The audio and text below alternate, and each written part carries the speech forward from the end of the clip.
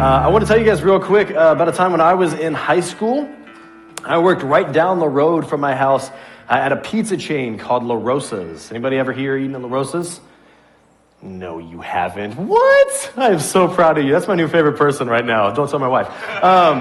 La Rosa's is a pizza chain just basically in Cincinnati. It's a sweet pizza, so if you like that real thick Detroit deep dish, this is not that, at all. It's like a real sweet sauce or whatever, but when you're born in Cincinnati, you get Skyline chili and La Rosa's, and then they send you home from the hospital, and so it's ingrained in everybody that this is what you are going to grow up having. In fact, I can still remember the phone number, 513-347-1111.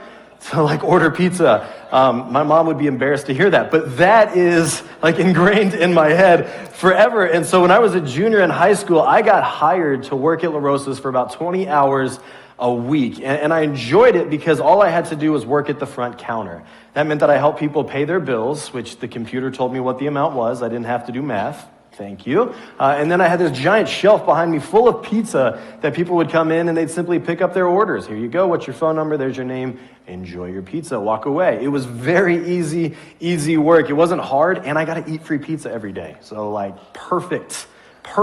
I liked the job, but I didn't like Kevin. Kevin was the problem.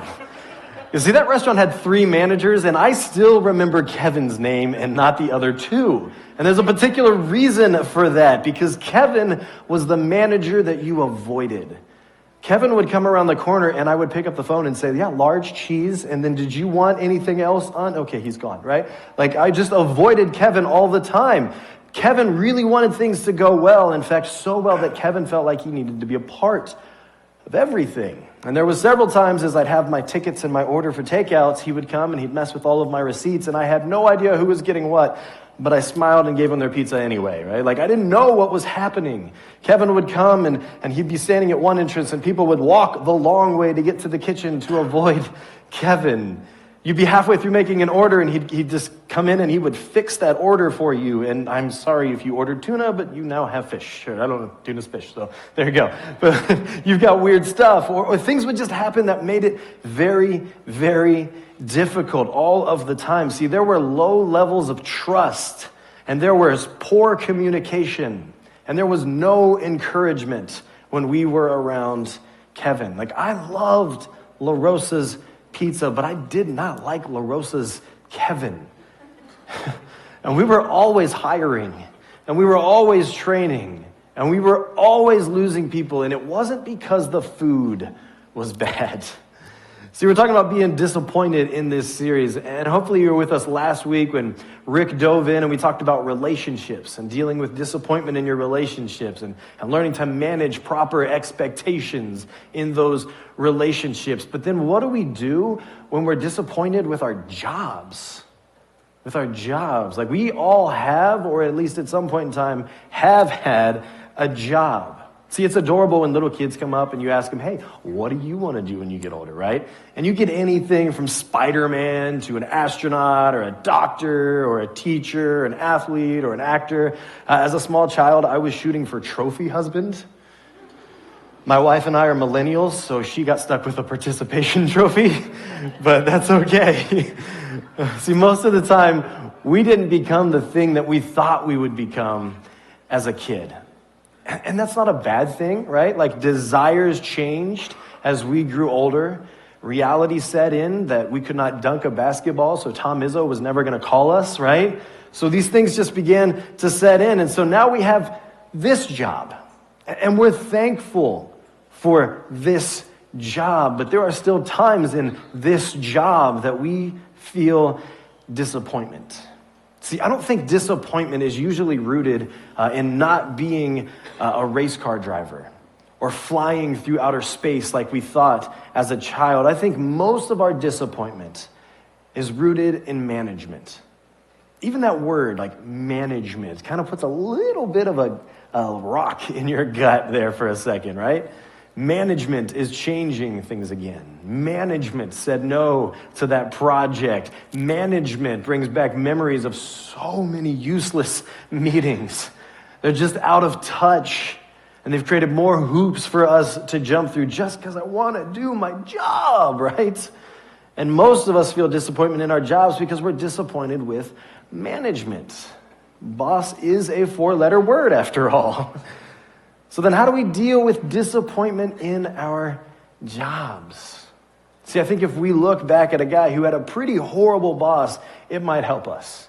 In fact, the story of David and Saul in the Old Testament is littered with workplace issues that would cause any HR rep to jump into an early retirement. Like, this guy was loved and successful and stuck in a literal hostile work environment. And David had 2 choices, and I think they're the same choices that we have today. If we were to jump back and read 1 Samuel 12 through 15, and we won't read all of that, but we see in those chapters how Saul became king of Israel, that he was tall, dark, and a handsome dude that people admired. He had a skill for corralling people, and so they liked him. But Saul made rash decisions. He put those who were close to him in danger with those decisions. And the longer that he ruled, the more rash and paranoid and jealous he became as a leader. Saul was a bad boss.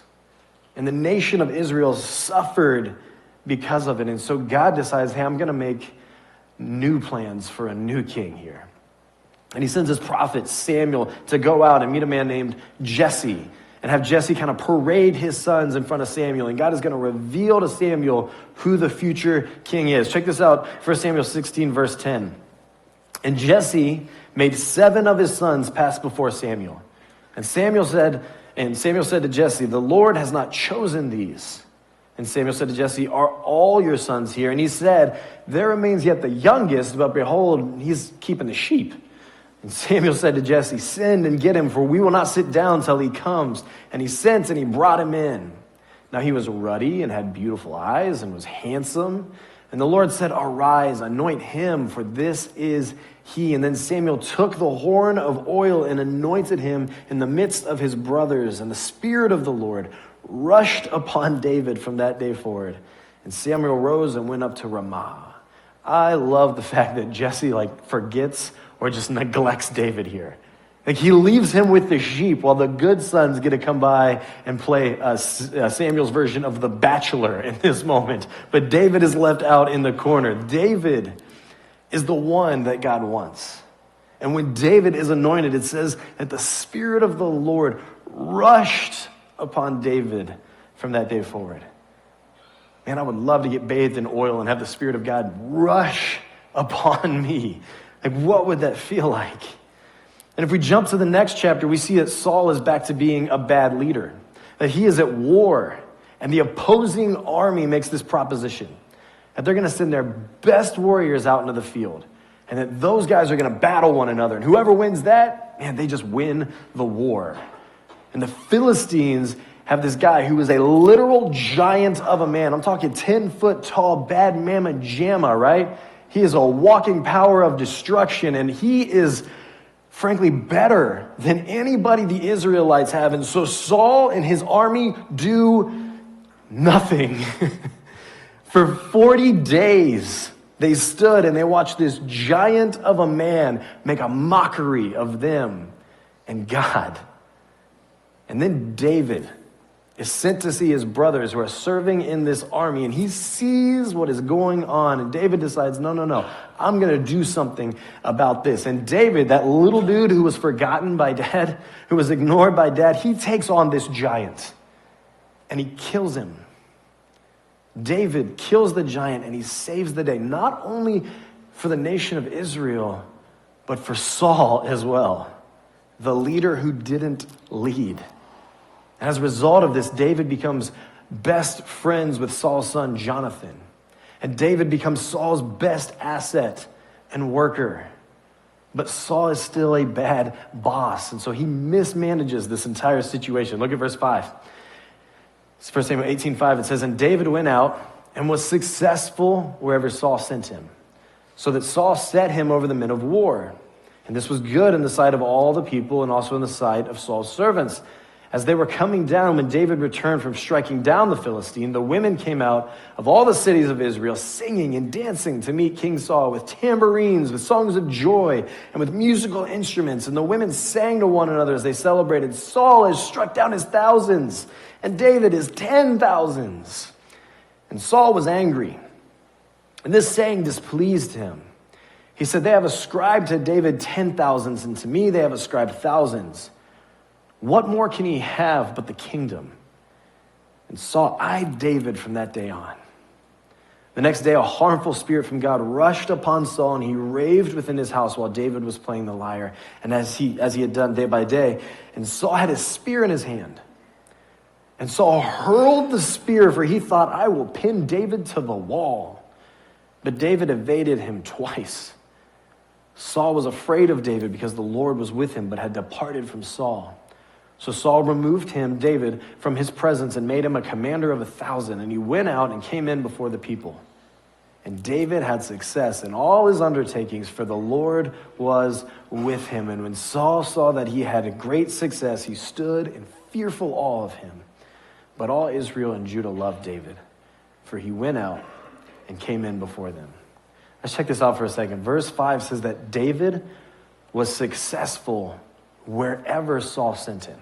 In other words, David would have been the best worker that Saul had. David would have been, he made Saul's dealings better. He would have been the top salesman. He would have been the top project manager. He would have been coach of the year. That Saul's kingdom is thriving because he has David on his team. You would think that Saul would be feeding into that, right?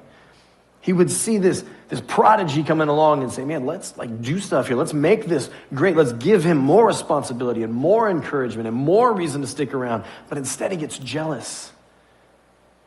Saul has struck down his thousands and David his 10,000s. And Saul gets jealous and he gets angry.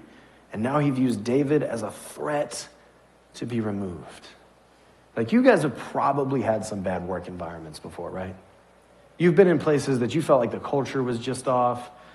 There wasn't enough praise. You felt like your boss was always taking credit for your stuff. There was just not a comfortable place to be, not a good place to be. But did anybody ever throw a spear at your head at work? Right? Like, you're working on the budget sheets and all of a sudden the boss is playing darts behind your head, right? Like, that never has happened to anybody, I'm hoping. If so, talk to me later. We'll call the authorities. But it's ridiculous here. Look at verse 10 and 11. It says, the next day, a harmful spirit from God rushed upon Saul, and he raved within his house while David was playing the lyre. And as he did day by day, Saul had his spear in his hand, and Saul hurled the spear, for he thought, I will pin David to the wall. But David evaded him twice. It's that last word that gets me. Twice. Saul tried to kill David twice. And then this horrible boss tries to just remove and relocate him as a commander over the army, over thousands. And guess what? David thrives and has success in his new role because God is with him. And so because that doesn't work, if we read on, we see that Saul has another plan, and that under the guise of marrying his daughter, he actually tricks David into a battle with the Philistines, where he's hoping he'll be killed. Except David wins the battle. And in turn, he wins the hand of Saul's daughter.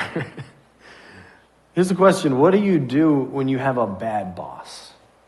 I think we have two options, and here's our first option. Do your job so good that people see the blessings of God on you. Somebody needs to write that down. Do your job so good that people see the blessings of God on you. Verse 14 had put it beautifully, and David had success in all his undertakings, for the Lord was with him. People recognized that David was successful because God was with him, that in spite of bad management, a hostile work environment, and being given jobs that nobody else was successful at, David worked at it. And he trusted that God was in it. In fact, in the New Testament, the Apostle Paul puts the same mentality this way in Colossians 3:23, saying, whatever you do, Work heartily, as for the Lord and not for men. Here's the thing, disappointed with your job? Change your expectations. Your manager might never change. Your responsibilities might never change. Your office might never change. Things don't always get better. Welcome to Northpointe. We specialize in encouraging messages here, if you can't tell. The reality is, guys, that is disappointing. It really is. And some of you guys feel that. You hate Monday. You want to enjoy the Super Bowl tonight, but as soon as that Super Bowl's over, I got to go back. You feel that. Look, when we let bad management and bad circumstances dictate how we work, we will be disappointed. Every time. We will be disappointed. Christ follower, can I tell you something? You don't work for that manager or that company or even that paycheck. You work for God.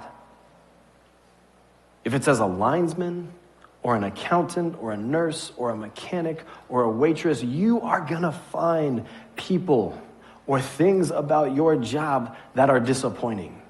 There will always be a Kevin who messes things up to be helpful, right? There will always be a boss who underappreciates and overworks you. You do not work for them. You work for God. And when we change that expectation, it changes our experience. See, one of the biggest trends in the workforce today is this idea of quiet quitting. Anybody else heard of quiet quitting before? Some of you are like, oh, yes, I have. Right? This is when you're still employed at your job, and you're basically out. Like mentally, you're out. Effort, you're out. Investment, you're out. And look, I get the temptation. Bad manager, bad company, bad work environment. Why would God want me to give my best to someone or something that just doesn't even care about me? Look, Christ follower, we don't do that. We don't quiet quit. We don't do that because we don't work for a company or a manager. We work heartily as for the Lord and not for men. I work hard and give my best in all I do because I do it for the glory and for the love of God and not for anybody else. Now look, I'm not saying don't have healthy boundaries. Have healthy boundaries. I'm not saying don't stand up for yourself. I'm not saying you should roll over and just be dragged through the mud. You can advocate for yourself. You should. And you should do it in such a manner that people recognize Jesus in you. Quiet quitting is not Jesus-like. But honest, caring, and respectful criticism and communication is. If you've spent more time talking about the issues at your workplace or the issues with your boss than you have to your boss, then you're doing it wrong. Now let me take a quick aside here for a second. I've talked a lot about the employee side of this, but some of you guys own your own business or you are in a management position, and you know what? That is a hard place to be. Not every manager is a bad manager. And not every employee is like David. Some of you are trying really hard and you're doing your absolute best that you can, and you're disappointed because David didn't show up to work today. You got Todd. All right? And you feel that a little bit. Here's my encouragement. Don't fall into the trap of becoming a Saul. Don't quiet fire where you make that work environment so bad, so difficult, so frustrating that they just want to quit, and you can get brand new employees. And maybe David will be in that batch, right? I'm not saying excuse laziness. I'm not saying don't hold accountability. You'd be a bad manager if you did that. Please do those things. But I am saying invest with care and concern and for their benefit. Because when you create a healthy culture, when you bring clarity of vision, and when you view their success as your success, right? That was Saul's fatal error in all of this. And then you're going to see your company, your passion, and your team flourish and grow. See, even in a disappointing job, whether as an employee or a manager, your trust is not that everybody's all of a sudden going to recognize and make things better for you, but rather your trust is that God is already doing something that is best. So work heartily so that when people see you stuck in a disappointing situation, they see somebody who looks like David in verse 14. Somebody who has success in all your undertakings, for the Lord is with you. Do your job so good that people see the blessings of God on you, and they begin to recognize in turn that God is good. But there are also times when you have to consider a different option. There are times when you should leave. There's times when you should leave. Saul has already thrown 2 spears at David, and he's placed him in several positions to fail and hopefully be killed. And David survived and he thrived and all of that. And because of that, now Saul becomes even more brash. Chapter 19 tells us that Saul gathers his crew together, all his advisors, everybody that he can. And he says, hey, priority number 1, mission number 1, that what we need to do now is kill David. And David then is warned by his wife, who is Saul's daughter, and his best friend Jonathan, who is Saul's son, about all of Saul's plans. And so what does he do? He escapes. David leaves. Now, leaving was hard. David leaving meant that he lost relationships. David would never see his wife again. David wouldn't have his spiritual advisor Samuel again. David wouldn't be with Jonathan, his best friend, anymore. And he lost influence and position in his job. He's constantly now moving from place to place just to survive. And he was so alone. The Bible tells us he actually went into the camp of one of his enemies to seek refuge. And then he got scared. So he acted all crazy. And they were like, I don't need any more nuts in my kingdom. I've got a whole advisory board full. Like, take this guy out. And they throw him out of their kingdom too. And then we look at the first part of verse 1 in chapter 22. It says, David departed from there and escaped to the cave of Adullam. David leaves and he winds up in a cave all by himself. And there are times when it is time to move on from your job. And that is both relieving and scary. Moments when it has become apparent that your time at this company or organization is over. There have been too many spears, too many plots, too many issues. And part of you is glad to go from that. And part of you is terrified of being stuck in a cave. Like, bills are real. Friendships were made. You had a comfy routine, maybe a nice office chair, and all of that is better than being in a cave. Like, let's recap David for a second. He is anointed to be the next king. He slays a giant that all men fear. He is loved by people who sang songs about him. He marries into royalty. His best friend is a prince. He's a great military leader in battles. He's got money. He's got influence. And to no wrongdoing of his own, he has to leave it all, and he winds up in a cave. And it's around this time that David, who writes incredible poetry in the book of Psalm, writes Psalm 142. And just listen to what he's going through here. It says, with my voice I cry out to the Lord. With my voice I plead for mercy to the Lord. I pour out my complaint before him. I tell my trouble before him. When my spirit faints within me, you know my way. In the path where I walk, they have hidden a trap for me. Look to the right and see, there is none who takes notice of me. No refuge remains to me. No one cares for my soul. I cry to you, O Lord. I say, you are my refuge, my portion in the land of the living. Attend to my cry, for I am brought very low. Deliver me from my persecutors, for they are too strong for me. Bring me out of prison, that I may give thanks to your name. The righteous will surround me, for you will deal bountifully with me. David says, no one regards me. I'm brought low. There's no escape for me.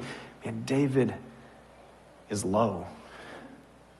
No escape and nothing left. Yet he doesn't lose sight of who God is. Even at his lowest moment in life, David cries out to God and still trusts that God is not done yet. Here's what I think we can take away from that. When it is time to take option number 2, when you have to go, do so in such a manner that God is still glorified. When you walk out that door, do so in a manner that people see the blessings of God on you and they begin to recognize, man, God is good. If you notice, you only have two options when it comes to being disappointed with your job. You can stay or you can leave. And both are valid options. And look, I can't really tell you what the right one for you is. Every situation is different. And so I would highly suggest, man, spending time in prayer, seeking wise counsel, gather with your life group, talk about it, see what they think, ask for them to help you for which option you should take. You have the option to stay or leave, but what is not optional is how you choose to act when you make that choice. Both options should be done in such a manner that God is glorified. Both options should be done trusting that God is in control, whether that means staying in an uncomfortable palace or an uncomfortable cave. Both should make people notice that there is something different about the way that you conduct business. Why? Because we follow Jesus, and following Jesus looks dramatically different than what the world does and expects. And guys, I've left jobs poorly. I've been so mad and so frustrated with my direct report that I literally just stopped everything I was doing, picked up all my stuff, and I walked away. No notice, no anything, I was done. I left all my responsibilities, everything before me, all the projects, everything I was doing. Nope, I'm out. I'm gone. Walked away, didn't come back anymore. And you know what that organization's doing today? Thriving. Thriving. When I left, they went out and they did this unbelievable thing. They hired somebody to do my job. Yeah. It didn't hurt that organization one bit. What it did hurt was my reputation. I had actually talked to some of my coworkers about Jesus, but I didn't show them Jesus on my way out the door. It was pretty petty and foolish on my part. The reason I got mad, totally justified. The person I was mad at was wrong. But so was the way that I left. And God wasn't glorified in that. Like, you might need to leave your job. Pray about it. See what God says. Look for clarity in His word. Get counsel from people who will tell you the real truth, like the painful stuff that's hard to hear but rooted in love. And if all of it says, hey, you got to go, go. And go in such a manner that God is glorified because others are watching. Look back at David in this cave. David departed from there and escaped to the cave of Adullam. And when his brothers and all his father's house heard it, they went down there to him. And everyone who was in distress, and everyone who was in debt, and everyone who was bitter in soul gathered to him. And he became commander over them. And there were with him about 400 men. People were watching David. Everybody knew what Saul was up to. Everybody knew who David was. And that's why people who are hurting or abused or outcasts were drawn to David. They had to think, not only does David understand my situation, but man, there's something special, something godly about him. Those people gathered in that cave were the same people that would stand by David when he became king of Israel and took that nation to brand new heights. But people are watching you. How you work, what you say about work, and how you leave work. And my hope is that whether we stay or go, people will look and they'll say, wow, God is doing something with them. You may be disappointed with your job, but God is still doing something. And the question is simply this: can you still see and trust God even when it's disappointing? Let's pray this morning. God, you are working and doing and moving in incredible ways in our lives and in the lives of people that we work with.